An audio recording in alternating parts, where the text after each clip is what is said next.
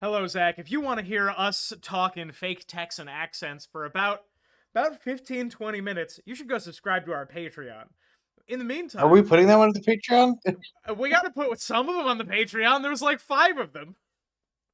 Hopefully that one goes there. We're not doing the last one, but maybe I'll clip around some of the things that we said. That's true. We did make about 10 of them. Yeah. Zach, I want to talk about bingo. Okay. I know what you're going to talk about. Yeah, one of our fine subscribers, whose name is Orlanmr. My brain wants that to be Mr. Orlan. I'm just gonna say Orlan. Correct me if I'm pronouncing that incorrectly in the comments.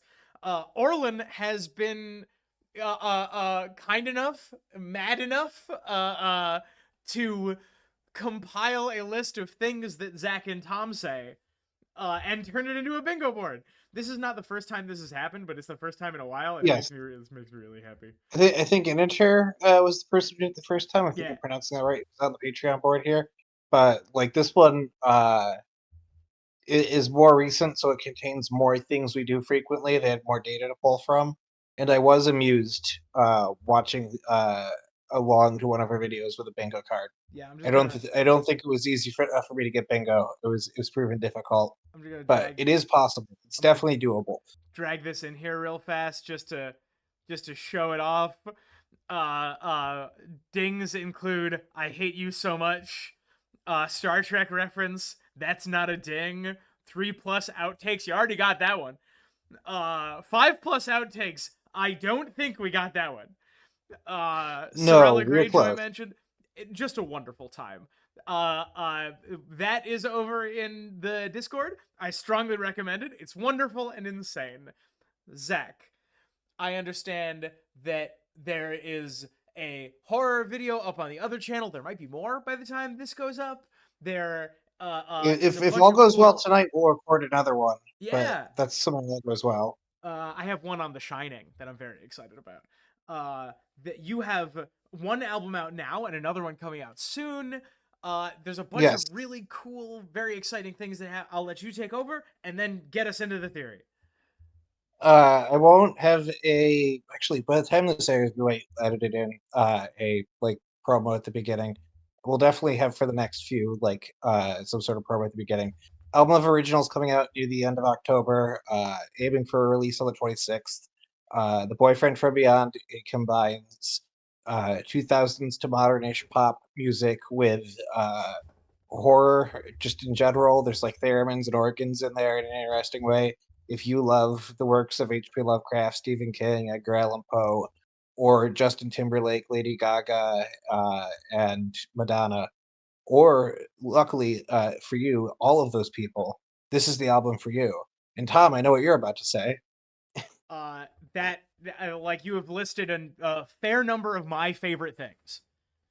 Yes. My Uh, Julie Andrews covers are a little unsettling. this is right up some people's alley, and one of those people is Tom. Uh, that is called The Boyfriend from Beyond. The link to that will be down in the description. A link to the Bingo Maker will be down there. A link to your other album will be down there. A link to the other channel will be down there. It's gonna be great. I'm really excited. Zach, I understand you have a theory for me. Yes, and kind of on topic. What? Is it a spooky theory? No, not quite. Welcome to October, by the Uh, way. This is the first time we're recording in October, and I love October. It's my favorite time of year. as do I. I always wish there was like one other mildly spooky or like upsetting emotion month. Like we only have one strongly. We have like December and October are like strongly emotionally coded. Like February kind of is with like towards romance, but it like real like it comes halfway through. Like what I love about October, December is the holidays at the end, so it's like a solid wrap up. We need to do that with more months. That's my complaint to people who make holidays. I love this, right? Like October is about being unsettled. December is about like togetherness, like against other things, right? It's about like huddling together against the cold. We need like one that's we need like a self-respect holiday, right? Where you spend the whole Yeah. month thinking, uh, uh, uh, is this bit gonna go anywhere? I don't know. I Nope. want to abandon this bit in the middle. Zach, I hate So this good. bit. Good news. Good news. We can start the theory. Yeah. Uh, Do we need to restart the here. recording? No, we're good. Let's go. In the comments below, Uh, tell me the months that you would pitch. Tom, to start yourself off, pick a point of view character from Storm of Swords. That'll Um, determine your first hit. let's see. A point of view character from Storm, huh? This is an interesting way to start a theory. I would like Samuel Tarley, please. Okay, here you go. Okay. In Samwell 1, Storm of Swords, Gren sings The Bear and the Maiden Fair.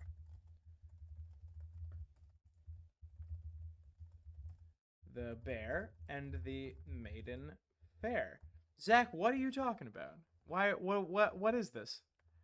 What is happening? I'm gonna leave you on that one. Okay. Um, the Bear and the Maiden Fair is closely associated with Brienne. Definitely yes. She has that lovely fight at Harrenhal, which is really cool. Um, there's other things about her. Okay, all right, that we're not getting anywhere in that direction. That's Nope, fine. nope. Uh, I'm sure there is something to pull there, and I'm just not finding the direct mention yet. But keep pulling. okay. Um, interesting. I'm like off I'm off balance right now. This is fascinating. Um, Sam, I assume that this happens north of the wall. Yes, this one off the wall. Okay. Sam kills another up there. It's pretty cool. This is really cool. There's a fight on the Fist of the First Men. Also pretty cool. Is this a follow up to the chat video? Not exactly. No, actually, not at all. Whoa! Did you hear that, Zach? What? Someone just subscribed. Wait. Oh. While we were recording, and Yeah. it came through like we were streaming. Yeah. So, hey, you at home, if you are listening to this right now, subscribe. You might get into a video. I might actually go after this recording and try to find out who it was. Shout him out next episode. All right, Zach. I am not sure what to do with this. Should I be naming other point of view characters, or should I be hunting around Sam story? You should be. This is going to jump all over a song of a swords point of view characters. If you can point things that are similar here, you might start getting where this theory is going. Um, at the end of A Clash of Kings, Sansa sings for the Hound. You know, I don't have that as a note, but I'll put that as a ding. Oh, Absolutely. okay. For the Hound. Is this a musical theory, Zach? Yes. Ooh, very cool. Sansa is called Little Bird. Not quite relevant. Butterbumps sings that whole song. Yes. Ding. Yeah. Butterbumps performs it. Butterbumps performs the Bear and the Maiden Fair.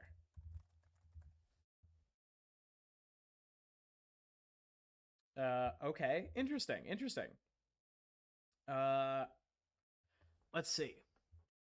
Would it do well to talk about what happens in that scene? Not necessarily. Keep trying to think. You're figuring out what I'm looking for here. It's not just potentially that song. If you can remember other ones, that might help too. Sure, Patchface sings all the damn time in that book. He does. I don't know if that's worth a ding, but that's definitely worth considering. Okay, we'll come back to that. Oh my God! One of the best scenes in the whole series is uh Ygritte and Tormund singing "The Last of the Giants." Yep, ding. And I was the Uh, last of the giants. Let me see if I can find which chapter it is. In hang on, I'm gonna guess John 4. Storm of John Swords. 2, Oh dang. which is mentioned for another song as well. Uh Because, oh, the song of Bale the Bard, maybe? no, they mention Mance may hold on, let me confirm that's uh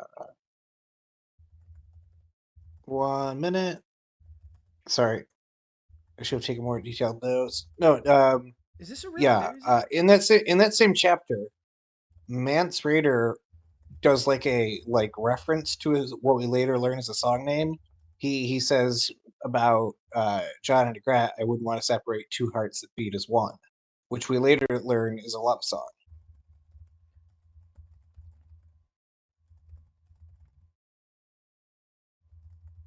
Zach, what We what later a learn because it's performed in another chapter in Storm of what Swords. a fucking pull, dude. Holy shit. I also like to imagine that in the modern AU of Song of Ice and Fire, where it takes place in an American suburb, Man's just like, "Don't worry, I know you're never going to give her up or let her down or run around and desert her."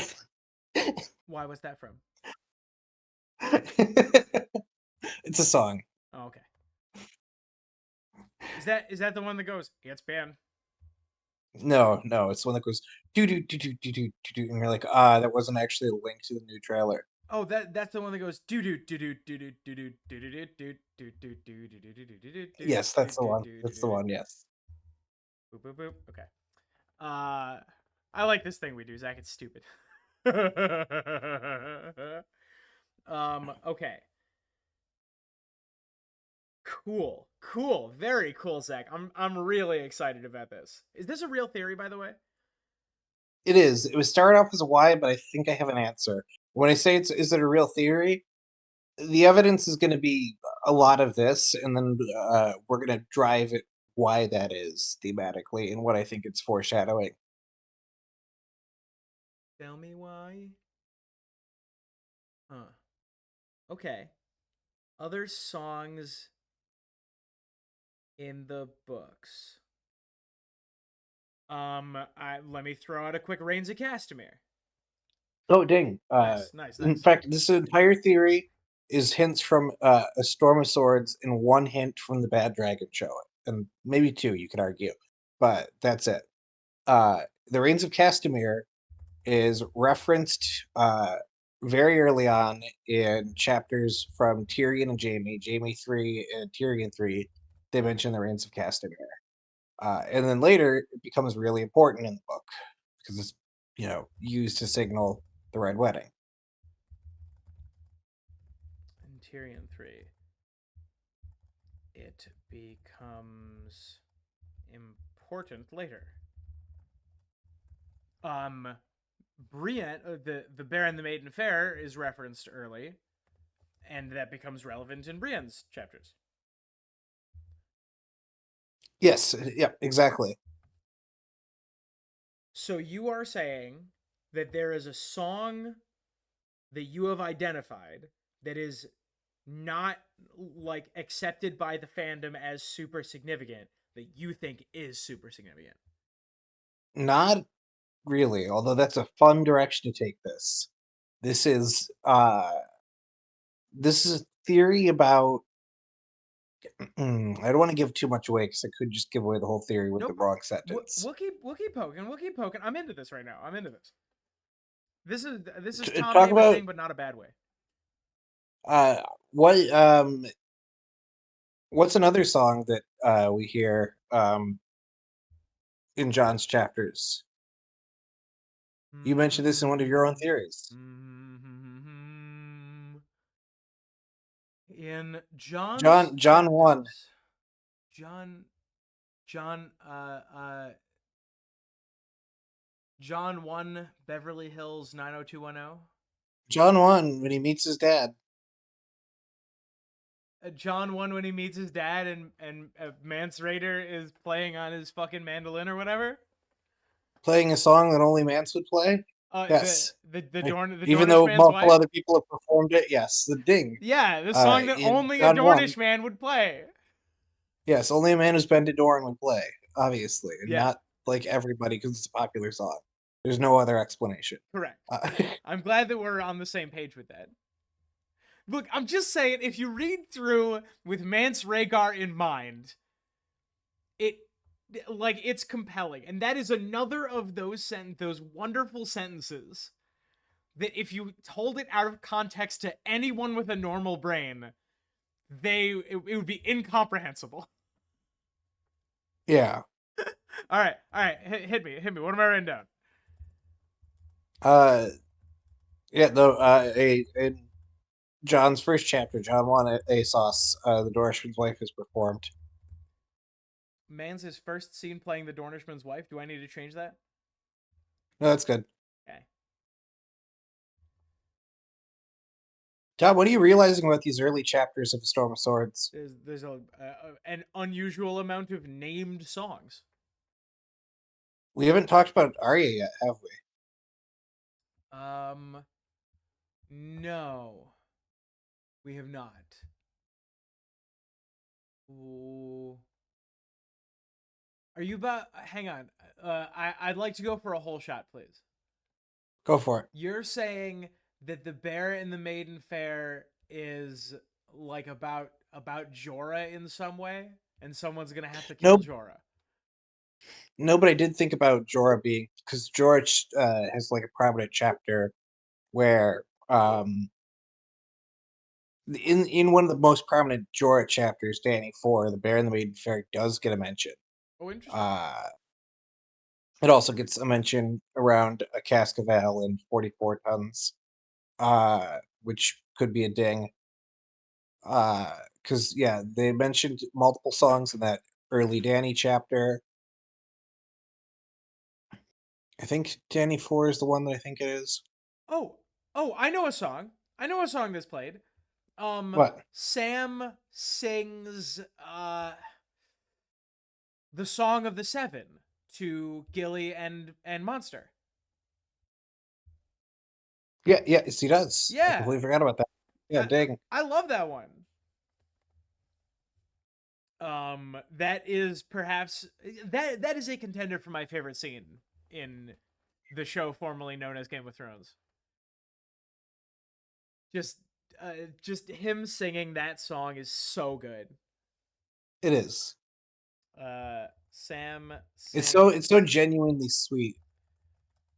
the Song of the Seven to Gilly and Monster.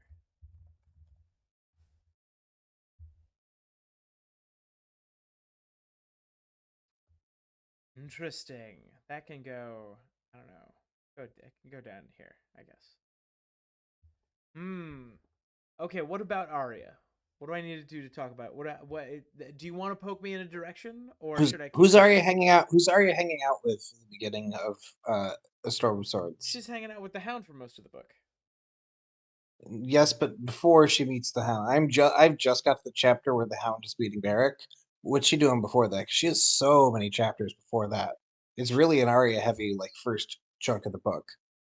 Most of her time in the first half of the book is spent with Gendry and Hot Pie and the Brotherhood Without Banners. Yes, who's one of the members of the Brotherhood Without Banners Oh my who god. first finds her and is there for most of the actually all of those chapters. Thomas Evans. Thomas Evans. I made up a joke that his name is actually Thomas Evans, and they just keep mispronouncing his name. Thomas Evans. Good old Thomas Evans. Thomas Uh, Thomas Evans.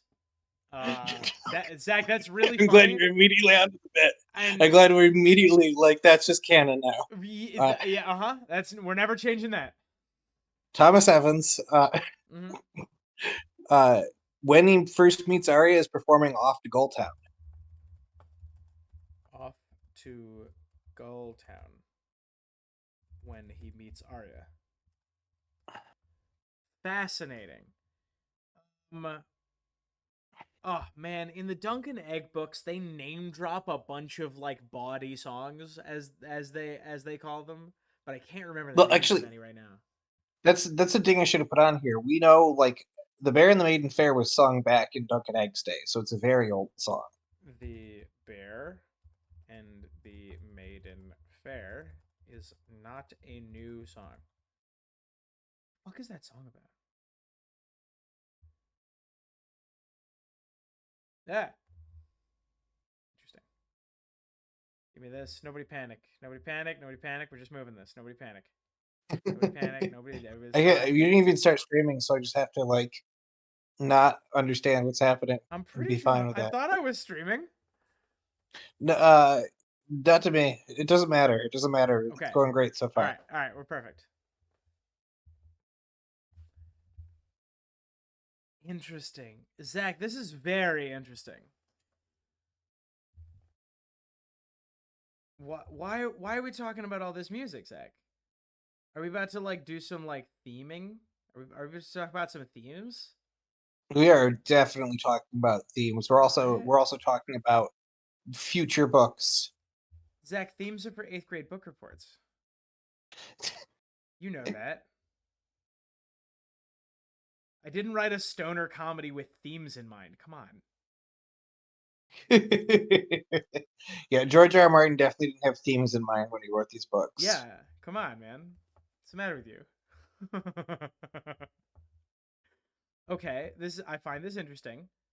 Oh man. Okay, Tom, name a song. Um, later it Mance's rendition of the Dornishman's wife is like weird. It does get weird later, but I think it's in a future book. Okay.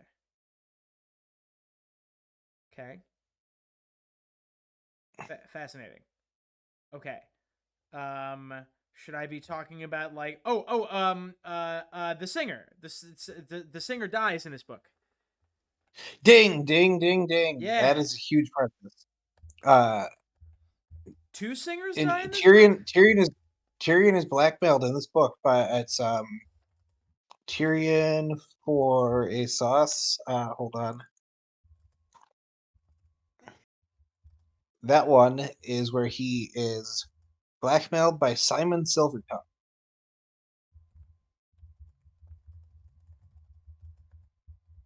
And then he tells Bronn to whack him because he's too much trouble. Braun is Braun one N or two?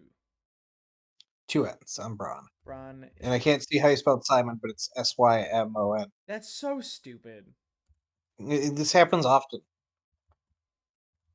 Braun then makes singer stew. Yes. Okay, perfect. He blackmails him by just playing a new song he wrote about Tyrion and Jay's relationship. And Tyrion thinks the song's pretty good. Yeah, He's actually a little bummed to have to murk the guy. he sings it for another fucking book and a half. Yes, he does. He remembers the song that this guy got killed over fondly. Yeah. Are you saying that Simon Silvertongue wrote a bunch of these songs? No. Although I think it is worth noting that we like don't know who wrote any of these songs or where they came from. And Tyrion might commit, he talks about getting somebody to finish that song. Yeah, but he talks about that like I talk about how I should get someone to edit my book. Yes, but it's not inconceivable that could happen someday way down the road. It's not completely inconceivable. The rough draft exists. Inconceivable. You're Uh, you're really driving at the heart of this theory, whether you like have realized that or not. We don't need to talk about like all the different songs. We could talk about "Let Me Drink to Your Beauty" and "Oh Lay My Sweet Lass Down in the Grass," which are also performed in Aria 4, oh, in hang on. which Oh, go good ahead. old Thomas Evans really pops off in those like early Aria chapters and Uh, name drops so many songs. Thomas Evans sings many songs and uses them as pickup lines. Yep, yep. He knows many songs to flirt with people. Yep. Um, He sings the Name Day Boy and the King hang on, Without Courage. hang on. I got more. Hang on, I got more. Sansa. Okay, let's. Sansa is very fond of the romances, including Florian and Jonquil,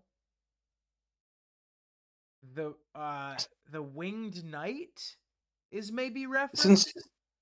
since you mentioned Floyd and Jonquil in an early in the same chapter where Reigns gets mentioned, Jamie 3, he mentions Six Maids in a Pool by Cobra Starship. Jamie is a fan of Cobra Starship. Yes, he mentions Six Maids in a Pool, which is uh, a song that he like is surprised Brienne hasn't heard of before, and he starts like talking about like what the song's about.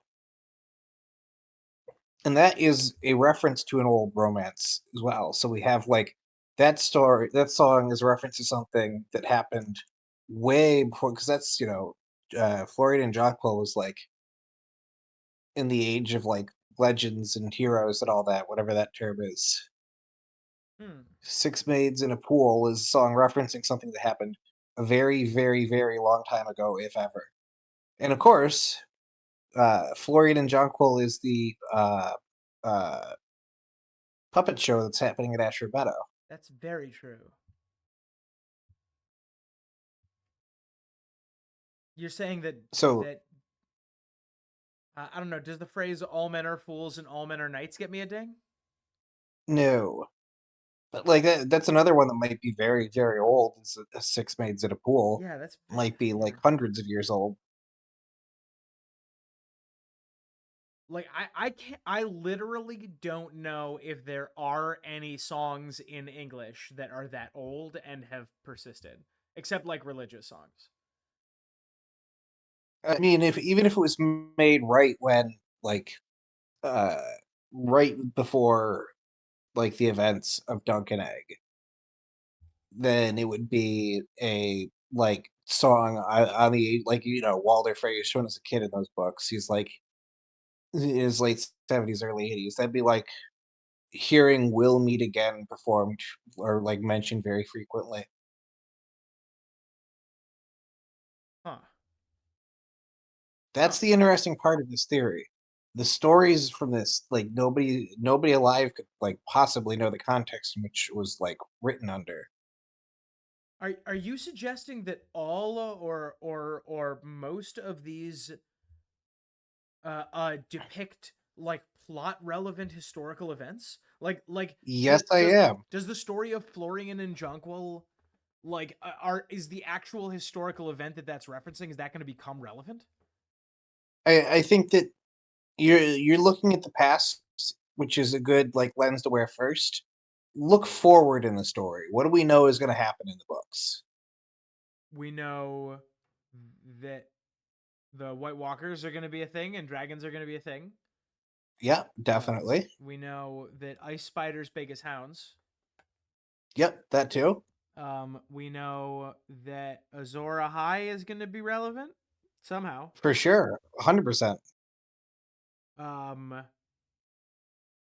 we know that there's going to be a perhaps another Targaryen civil war.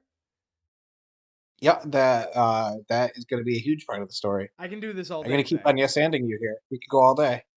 There's gonna be that robot fight. Yeah, I'm not so sure about that one, but definitely some like there might be like the Titan of Bravos coming alive. That could happen.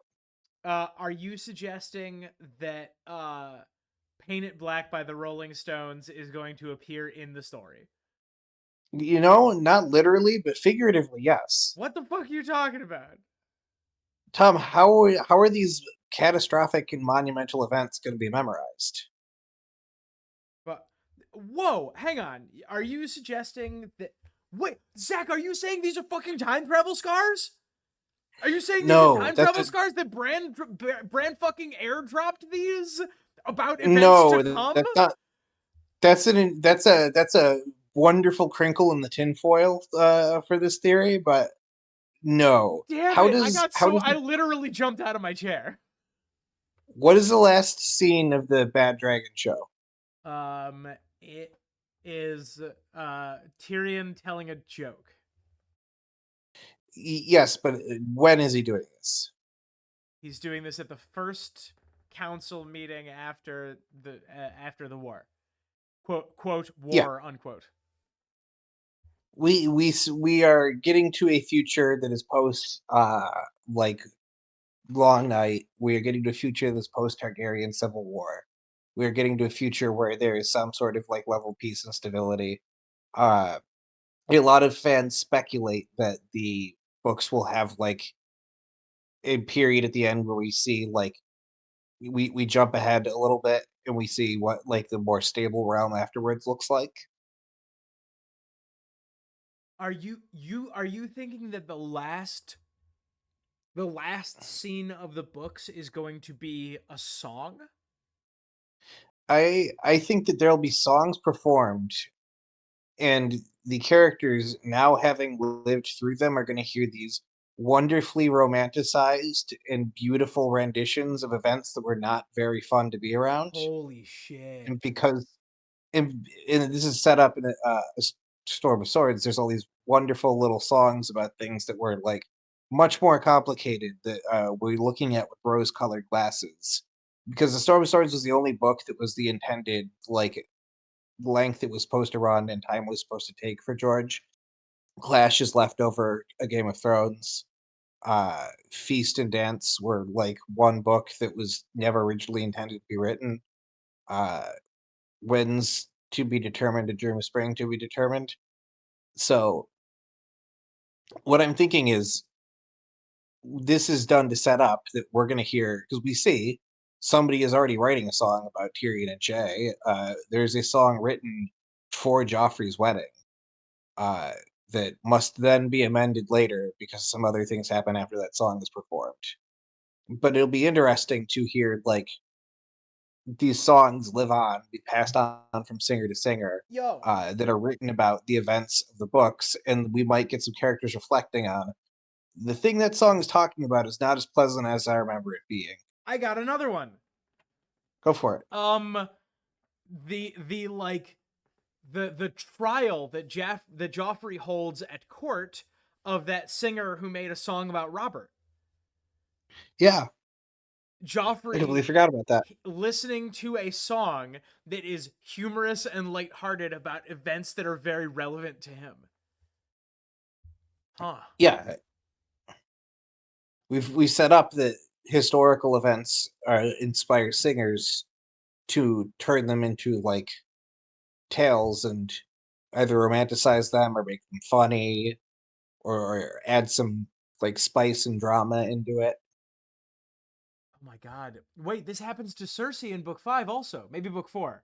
Someone brings a report to her of a lion and a wolf fighting, like a song of a lion and a wolf fighting, and then a dragon comes in and eats them both. Yeah, Yo. Okay. So like if I'm understanding you correctly, you are like looking forward and imagining like a lot of people imagine that Tyrion might lose his tongue at some point over the course of yeah, the rest. Let's suppose that happens and he's working at the Citadel. In one of his closing chapters, imagine him hearing a song about the Red Wedding that he cannot respond to yep. because his Or tongue has been or cut out. or like it's a song about the greatness of Tywin Lannister written like posthumously, or how Tywin won the Battle of the Blackwater without giving any credit to him, and he has no Oh, tongue, so he just has to begrudgingly sit there and be like, "Motherfucker." like Sansa hearing a song about the noble sacrifice of the bastard of the Dreadfort. Yeah, yeah. Fuck.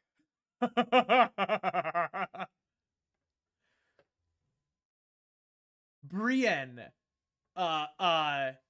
considering murdering someone in cold blood when she's already wearing a white cloak, considering murdering someone in cold blood when they sing a song praising Stannis. Yeah. Or if Jamie doesn't make it through, he dies. Like she hears a song like calling him Kingslayer. Oh my Here's the Ballad god. of the Kingslayer, and she says his name was Jamie. That might be her last line in the series. His name was Jamie Lannister. Fuck, that's pretty good. Holy shit, what else? Right, yeah, this I think is the most poignant example of this right here. Where'd it go? Uh uh I've lost it. I've completely lost it. My brain is broken. Oh Everybody yeah. on the bingo card, but Sam loses it. The last of the giants, right? Um Yeah. John hears that and thinks that it is a song. Tormund and Ygritte hear that and respond with open weeping because they understand what it means.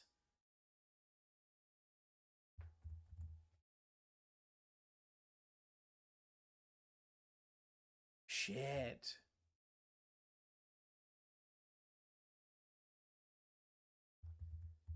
Dude, this is great.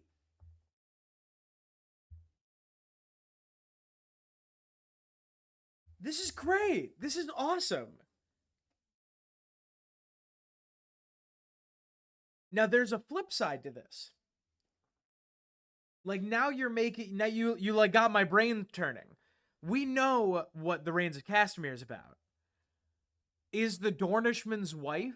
Can we speculate on a specific historical event that is referencing?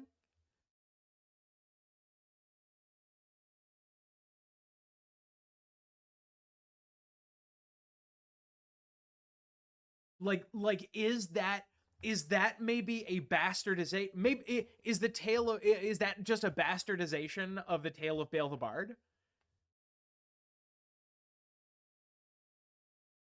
Oh, did we lose Zach or did Zach lose me? Well, I guess it's just me now. Hello, everyone. Welcome to Tom Stalls for Time while we see if Zach manages to get back in the call. I know that he was working off of his hotspot, which is never a great place to be. I think that this is a phenomenal theory. I like it is speculating on the things that are going to like the emotional resonance at the end of the story. And I think that's one of the most significant and most powerful things to think about in the entire franchise. I think the idea of the story ending with that kind of like bittersweet reflection You can hit the is really cool. the thing on the. Oh, do we have Zach back? No, he just came back from that sentence. Just came back for that one. Looks like I'm gonna have to do the outro here. As I pause and consider some of the other songs that might be told in retrospect after the story is done. Like the death of the usurper, Renly Baratheon, that might be considered a great and positive historical event. And like Brienne will have a problem with that, but you know who else would have a problem with that is Stannis. Like Stannis in retrospect regretting that action. Like that's what he's doing through the back two books. Is he's just sitting Yeah, and brooding absolutely. on. Oh, do we have Zach again? Hello. We do. We do. I'm back. We got him. We got him, everybody. Zach, speculate with me on what you think some more of these historical events that will be sung about in the future are. Well, if good old Thomas Evans lives to the end of the book, he can talk about everything that happened in the Riverlands. He can talk about the Brotherhood without banners. He can write a song about Lady Stoneheart, which might be upsetting some of the Stark kids if they live. Whoa. The yes, called something like the People's Lady or the Lady of Freedom, right? Leading the Brotherhood Without Banners, Yeah, this like band of freedom fighters, uh, to their like very positive outcomes. Uh, but a lot yeah, of it people could would it could even respond to be that like negatively. the Lady Remembers or something like that. Yeah, yeah. Of course, we're Oh, gonna oh get yeah, that. for sure. People would be very upset. Zach, I think the delay has gotten to a point where it is going to become a problem. So I'm going to say, let's call it here. I think this has been fantastic. I think that this is an I awesome agree. perspective. And I really, really like, I want to see in the comments speculation and reflection on what this, like, both what events will be remembered and how from a future perspective, but also what events, songs that we have now are references to. Zach, how do you feel about that? And then why don't you take us through the outro? Yeah, I think that is uh like 100% a good like use of the comments here. I want to think of like what events did singers witness firsthand that they could write a song about? It's a lot of them. Many of the like, I mean, technically, all the musicians in the Red Wedding could have went home and written a song about that. So probably make them a pretty penny too, if they perform it to like the phrase the Lannisters. So think about that. Think about what we might hear from like a singer's perspective, or like from a song listener's perspective as the singer's performing it. Be sure to check out the description for links to my music channel and all the other things we have that are going to be there, including Tom. What do you have linked down there? I The horror have. movies, our next horror review. Oh yeah, that's gonna be fantastic. I'm really excited about it. Check out Zach's album. Check out the bingo. Check out the horror channel. And if you want to hear me talk about a stoner comedy horror movie that I am considering working on, you should subscribe. Zach, end on something funny. Um, the Dornishman's wife was dead. This is the updated version. Goodbye.